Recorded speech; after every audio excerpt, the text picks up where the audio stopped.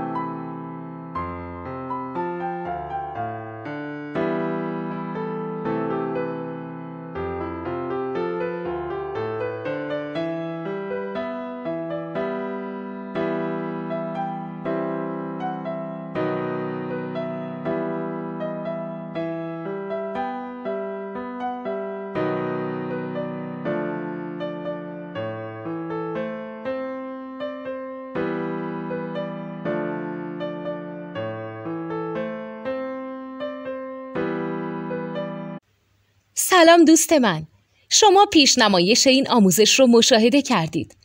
برای دیدن آموزش به صورت کامل میتونید به وبسایت نوت 2 که مرجع آموزش موسیقی هست مراجعه کنید.